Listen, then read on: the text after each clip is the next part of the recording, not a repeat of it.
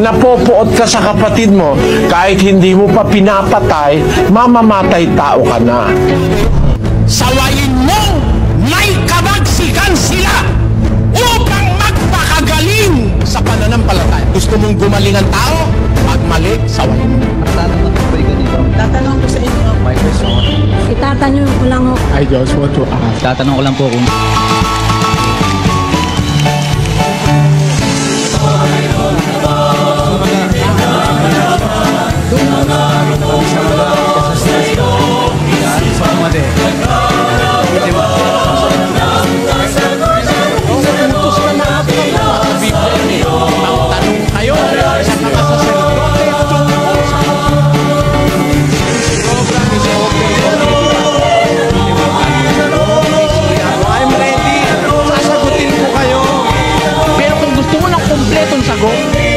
itanong mo. May sagot ang Biblia. Nakasulat kumpleto, walang bawas, walang labis, walang kulang. Kaya ang sabi ng mga apostol, matuto kayo sa amin, huwag hihigit sa bagay na nasusulat.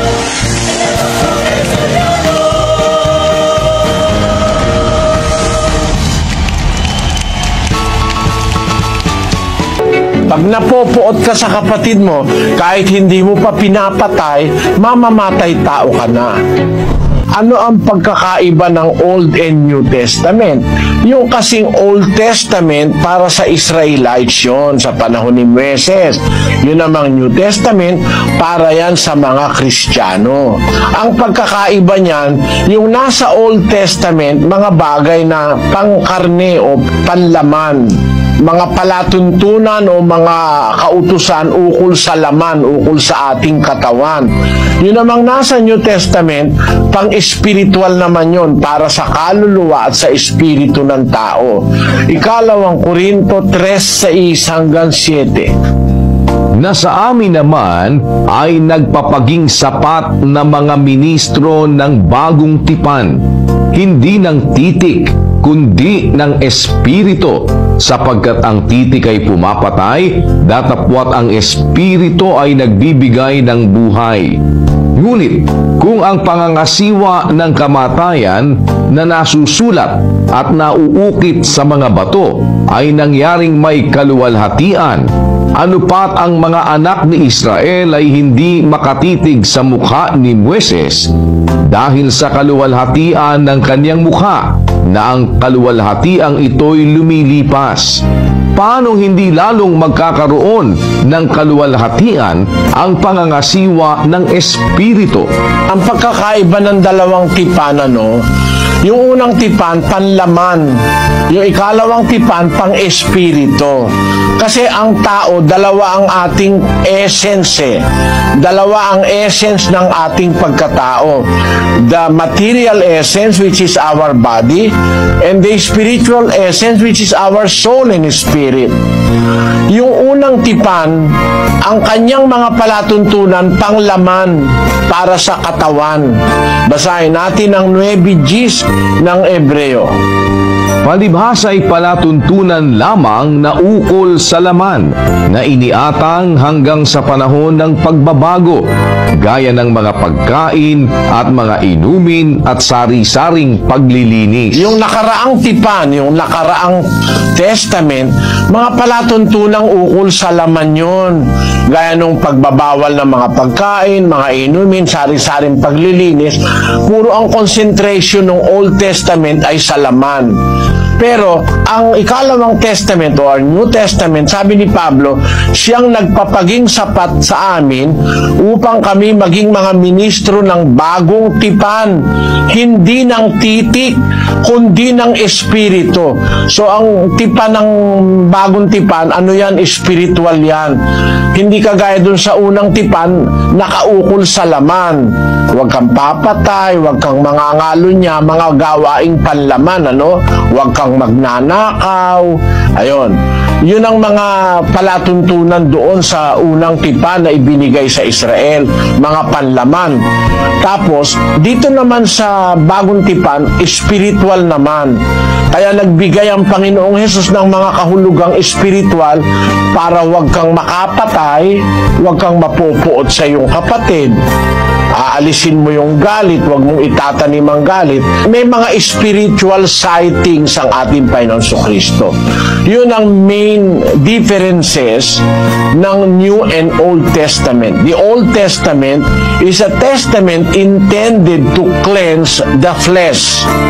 But the New Testament is a testament that cleanses the flesh and the spirit. Ikalawang Korinto 7:1. Yamang taglay natin ang mga pangakong ito, mga minamahal, ay magsipaglinis tayo sa lahat ng karumihan ng laman at ng espiritu, napakasakdalin ang kabanalan sa takot sa Diyos. Sa panahong Kristiyano, ang lilinisin lahat ng karumihan ng laman at ng espiritu. Doon sa panahon ni Moises, hindi nga sila pumapatay, di malinis yung kanilang kamay, hindi sila pumapatay halimbawa. Pero meron naman silang puot sa puso. Meron silang puot, may galit sila. Yung espiritu nila hindi malinis. Sa Mateo Kapitulo 5, ay ganito ang sinasabi sa 21. Narinig ninyo na sinabi sa mga tao sa una, huwag kang papatay, at ang sino mang pumatay ay mapapasapanganib sa kahatulan. Datapwat sinasabi ko sa inyo na ang bawat mapuot sa kanyang kapatid ay mapapasapanganib sa kahatulan, at ang sino mang magsabi sa kanyang kapatid, raka, ay mapapasapanganib sa Sanhedrin, at ang sino mang magsabi, ulul ka, ay mapapasapanganib sa impyerno ng apoy. Maliwanag, ano? Sabi nung una, huwag kang papatay. Ang pumatay, mapapasapanganib sa kahatulan. Yun yung Old Testament. Pero sa New, sa kay Kristo, datapwat sinasabi ko, siya na nagsasabi, nasabi ko sa inyo, ang bawat mapuot sa kanyang kapatid ay mapapasapanganib sa kahatulan. So, ang nililinis niya, yung puso, yung espiritu, yung kaluluwa. Maaring hindi ka nga pumapatay, meron ka namang galit na nakatanim, masama yun, marumi ang espiritu mo. Malinis ang labas mo, hindi ka pwedeng atakan ng pagpatay, hindi ka nanakal, hindi ka nanaga, hindi ka namaril, pero yung loob mo naman, punong-puno ng galit, may puot ka sa iyong kapatid, mamamatay tao ka na rin nun. Yun ang spiritual side na hindi na ipaliwanag sa panahon ni Moises. Pero sa panahon Kristiyano, ang sabi sa Biblia ganito, sa unang Juan 3:15. Ang sino mang napupuot sa kanyang kapatid ay mamamatay tao, at nalalaman ninyong sino mang mamamatay tao ay hindi pinananahanan ng buhay na walang hanggan. Pag napupuot ka sa kapatid mo, kahit hindi mo pa pinapatay, mamamatay tao ka na. Yun ang kahulugang espiritual. Pagpatay pala rin yung kapuotan mo ang kapwa mo tao.